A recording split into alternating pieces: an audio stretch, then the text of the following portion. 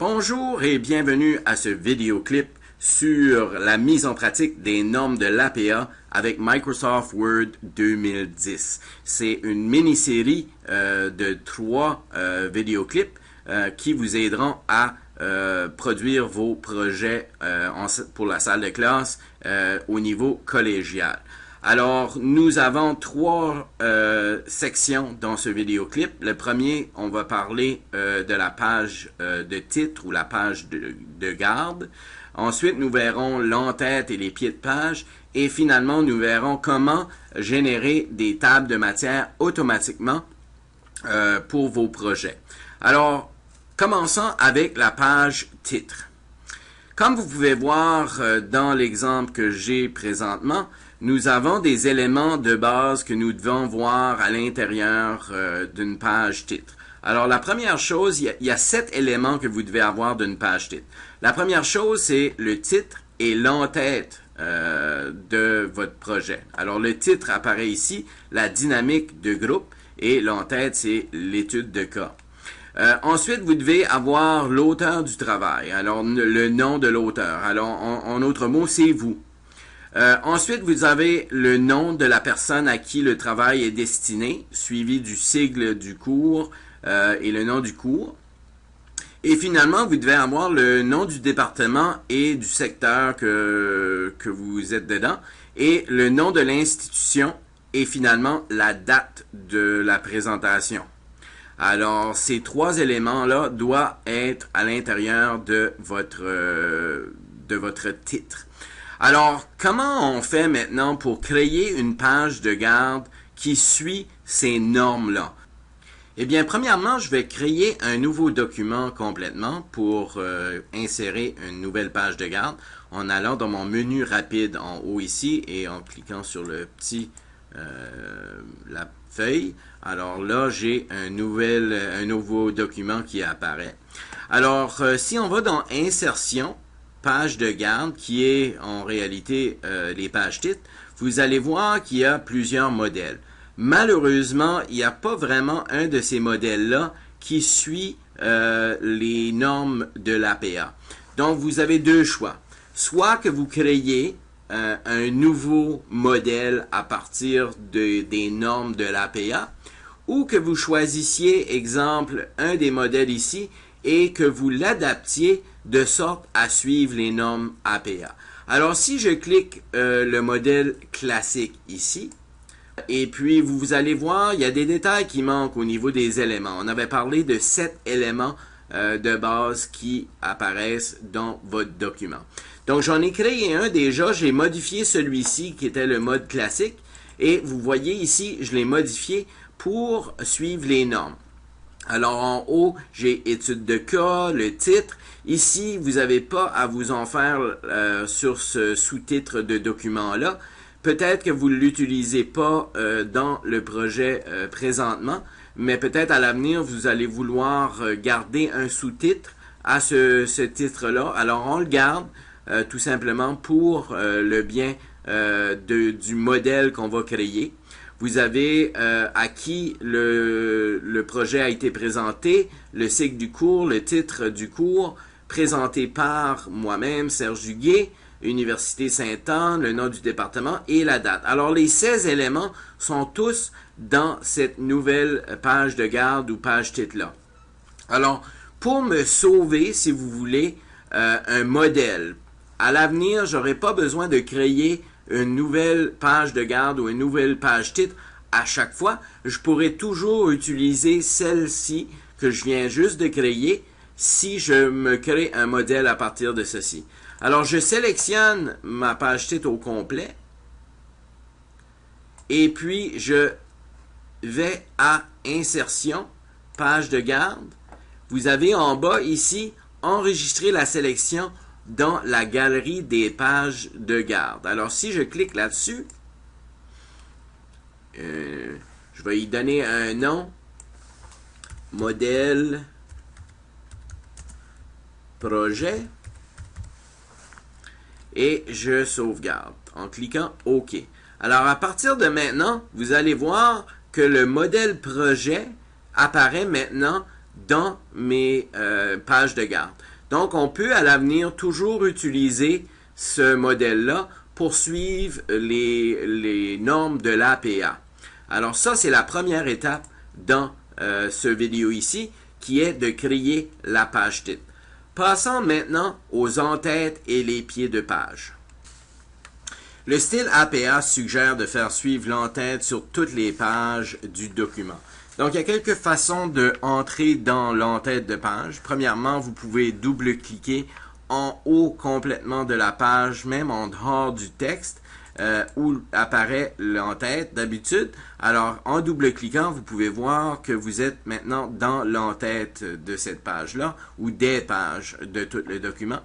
Une autre façon d'entrer dans l'en-tête, c'est d'aller à Insertion, et ensuite, vous cliquez sur En-tête, et il y a des modèles qui apparaissent pour les en-têtes de pages. Vous pouvez cliquer tout simplement sur Vide pour avoir un modèle très simple. Premièrement, qu'est-ce que vous devriez avoir dans l'en-tête? Eh bien, la première chose, c'est la pagination. L'APA vous recommande à droite et en haut de la page pour la pagination. Donc, si vous voyez ici dans Word 2010, un nouvel onglet a apparu maintenant que vous avez ouvert l'en-tête de page. Alors, une des options que vous avez au niveau de l'onglet, c'est d'insérer un numéro de page. Alors, si vous cliquez tout simplement sur numéro de page en haut, vous allez voir que vous pouvez cliquer sur numéro de page à la droite et votre numéro va apparaître directement ici à la droite en haut.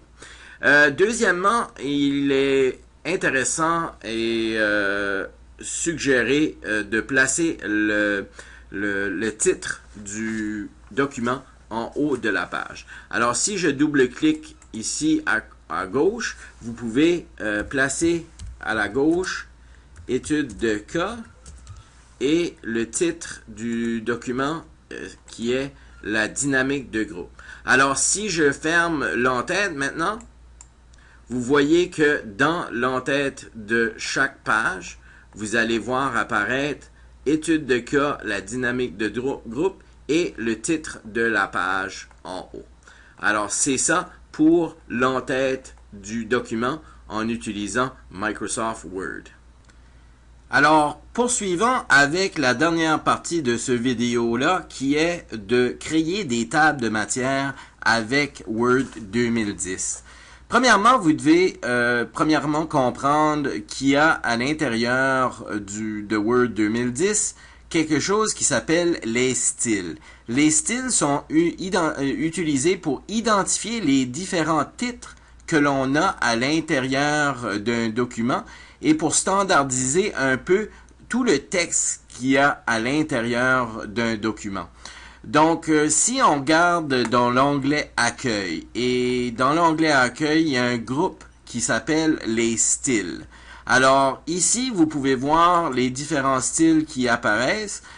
Vous avez titre 1, titre 2, titre 3 qui sont les plus importants pour la création d'une table des matières. Alors, je vais découler dans mon document et je vais aller chercher mon premier titre. Alors ici, le titre mise en page, je le sélectionne et je vais lui donner un style titre 1. Vous allez voir pourquoi je fais l'identifie comme un titre 1. C'est le titre le plus important à l'intérieur de cette section de document-là. Ensuite, j'ai d'autres titres que je peux utiliser pour repérer, si tu veux, certains éléments à l'intérieur de ce titre 1-là. Je vais utiliser toutes les choses qu'il y a dans la colonne ici comme des titres 2. Alors, je vais aller à titre 2, titre 2, titre 2. Alors, une autre façon, c'est en utilisant le petit l'onglet ici, reproduire la mise en forme, qui est le petit pinceau. Alors, si je double-clique sur le petit pinceau, je copie le titre 2 ici, ou la mise en forme ici, et je suis capable maintenant de le reproduire à maintes reprises. Alors, je sélectionne tout ce que je veux identifier maintenant comme titre 2 dans cette section-là. Ici, j'ai un autre titre 1, donc je vais enlever mon petit pinceau en le cliquant. Je vais sélectionner le titre 1 ou ce que je veux identifier comme titre 1 et je vais à titre 1 et je clique titre 1 et je refais la même chose ici en bas en utilisant tous les éléments ici comme identifiant comme titre 2 et je vais encore au petit pinceau, double-clic, titre 2, titre 2, titre 2, titre 2. Et encore une fois, je suis maintenant à un autre titre 1. Alors, je vais faire titre 1. Et c'est tout. Je ne vais pas faire un titre 2 avec ces éléments-là. J'ai un autre titre 1 ici que je vais faire titre 1. Et ceux-ci aussi, je vais faire des titres 2 avec. Alors, je commence premièrement par sélectionner et je vais à titre 2. Et encore une fois, mon petit pinceau, titre 2, titre 2, titre 2, titre 2. Je vais terminer là. Alors, si j'avais un gros document là, de 30 pages ou 40 pages, je ferais la même chose. Maintenant, si j'aime pas la police que j'ai utilisée pour mes titres, je peux toujours les modifier. Alors, si je vais à titre 1 maintenant, et je change la police, alors mettons que je vais de 16 à 14, je peux aller tout simplement à titre 1 et faire un clic de droite, mettre à jour titre 1 pour correspondre à la sélection, et vous allez voir que partout dans mon document où j'avais des titres 1, ils ont été maintenant modifiés. La même chose pour titre 2. Alors, si je veux sélectionner titre 2, je veux utiliser Arial 11 maintenant pour mon titre 2. J'ai tout simplement besoin d'aller maintenant à titre 2, clic de droite et mettre à jour le titre 2. Vous allez voir les autres titres 2 vont toutes prendre la même forme, comme vous avez pu voir. Toutes pris la même police et grandeur de police pour les titres 2. OK, alors ça, j'ai identifié maintenant mes titres 1, mes titres 2.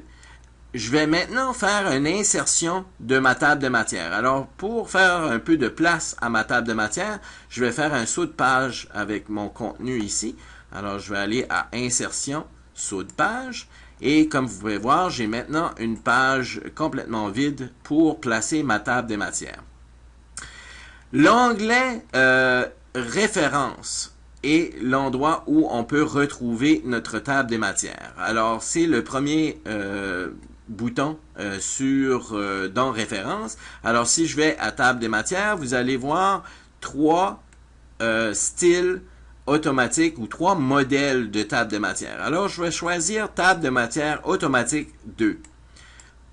Alors, comme vous pouvez voir, les titres 1 et les titres 2 apparaissent automatiquement dans ma table de matière avec la numérotation de pages pour chacun de ces éléments-là.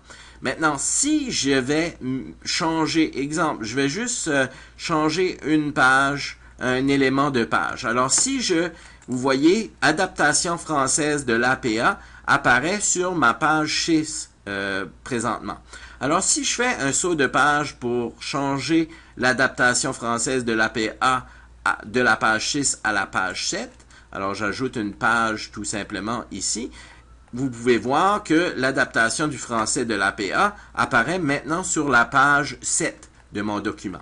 Je reviens de nouveau à ma table de matière et vous allez voir s'il y a du changement dans ma table de matière. L'adaptation du français de l'APA apparaît encore sur la page 6 dans ma table de matière. C'est pas de problème. Tout ce que vous avez besoin de faire, c'est sélectionner à l'intérieur de votre table de matière et vous allez faire un clic de droite, mettre à jour les champs. Alors, si je clique sur mettre à jour les champs, vous allez voir que l'adaptation du français l'adaptation française de l'APA est maintenant rendue sur la page 7. Alors, quand vous faites des modifications à l'intérieur de votre document, pour vous assurer que votre table de matière se modifie ou fait les changements nécessaires, il est important de retourner à la table de matière, faire un clic de droite et mettre à jour les champs dans cette table de matière-là pour que la table de matière se modifie. Donc, si vous le faites à la main, si vous voulez, ou si vous les faites sans utiliser les styles, premièrement, ça peut prendre bien du temps à identifier tous les pages, tous les titres que vous voulez avoir dans votre table des matières. Mais vous ne pouvez vraiment pas créer cette table de matière-là avant que tout votre document est complété. Dans le cas de Word 2010, si vous utilisez les styles et si vous utilisez la table de matière automatique, vous pouvez même la créer dès le début de votre document et au fur et à mesure que vous avancez dans votre document, vous avez juste à faire la modification ou mettre à jour la table de matière et vous pouvez de cette façon-là le créer dès le départ du document, cette table de matière-là. Alors c'est tout pour ce deuxième vidéo sur la mise en page ou l'utilisation des styles pour créer des projets au niveau collégial. Alors, je vous invite maintenant à voir notre dernier vidéo qui est sur l'insertion des citations et de créer une bibliographie pour les projets.